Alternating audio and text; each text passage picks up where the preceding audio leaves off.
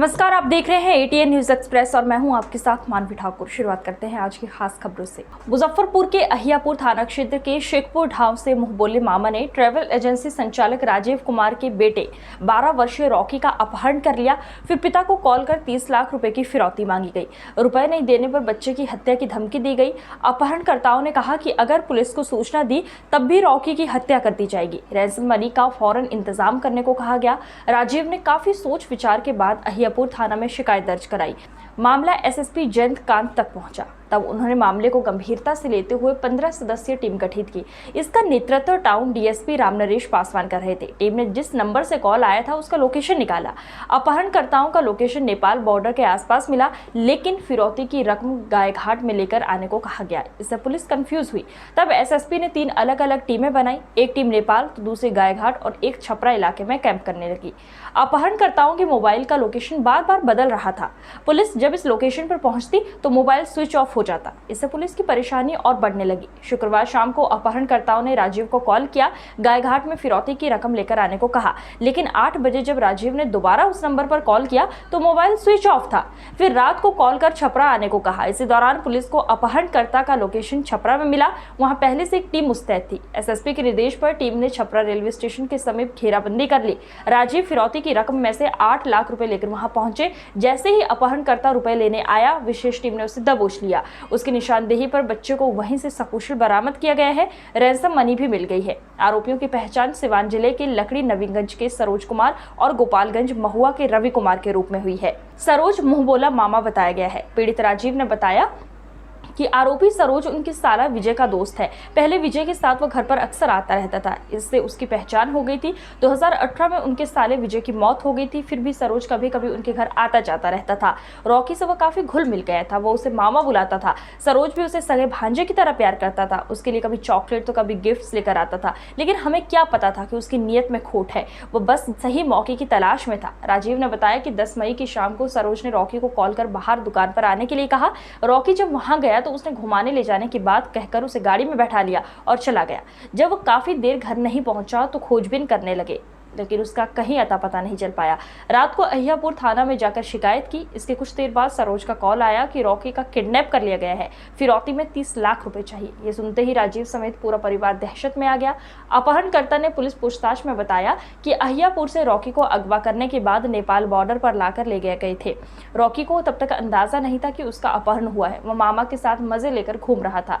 करीब 24 घंटे से अधिक तक कभी नेपाल बॉर्डर के उस पार तो कभी इस पार कर रहा था। इसके बाद वहां से रैंसम मनी लेने के लिए गायघाट फिर छपरा पहुंचा, जहां पुलिस ने उसे दबोच लिया।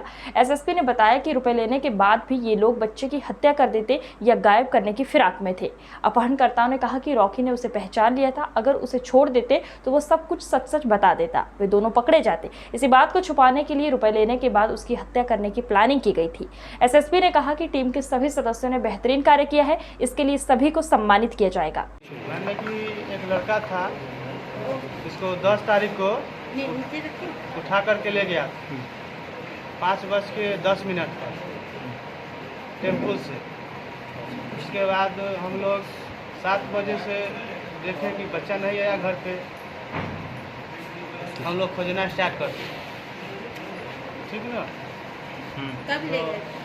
10 तारीख को शाम में 5 बजे। कौन ले गए थे? उनको आप जानते थे पहले से? सरोज कुमार लड़का है। ये कौन है? कौन है ये? छपरा का रहने वाला है। कल्याणी छपरा? नहीं, छपरा जिला। वो आप पहले से इनको जानते थे क्या? नहीं, पहले ये साहब के साथ मैंने दोस्त के में आते थे कभी। ले गया, उसके बाद क्या हुआ? हाँ, ले गया तो हम लोग खोजबीन स्टार्ट कर दिए 7 बजे की। बच्चा के अब तक घर पर नहीं आया है, ठीक है ना। उसके बाद अब खोजे 2-3 घंटा हुए, तब तक नहीं मिला। तब हारदार के थाना में सनहा लिख के दिया गया कि मेरा बच्चा गुम हो गया, ठीक ना। तो उधर से कोई कॉल आया था? जी, 1 बजे रात में कॉल आया था, धमकी दिया था, ठीक ना। क्या पैसा दो, क्या बोला गया था? पैसा दो, ठीक ना। थाने के पास नहीं जाना। कितना मांग किया गया था? 20 लाख रुपया मांगा। अच्छा, ठीक ना। 20 लाख रुपया जल्दी रेडी करो। किस तरीके से देने का बात था? पैसा तो आप लोग दे चुके थे। पैसा आप दिए हुए थे? जी पैसा आपने दिया कितना था? पैसा आप लोग दिए थे उसको?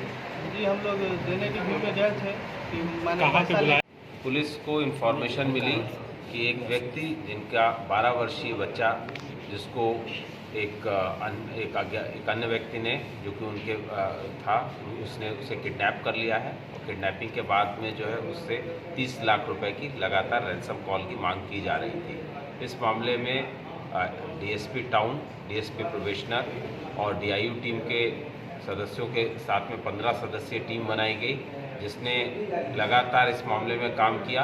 काम के दौरान जो वर्क हुआ, ऑपरेशन हुआ, उसके दौरान ये पता लगा कि बच्चे को नेपाल के बॉर्डर पे ले जाया गया और वहाँ पर नेपाल के एक नंबर से लगातार कॉल किया जा रहा था।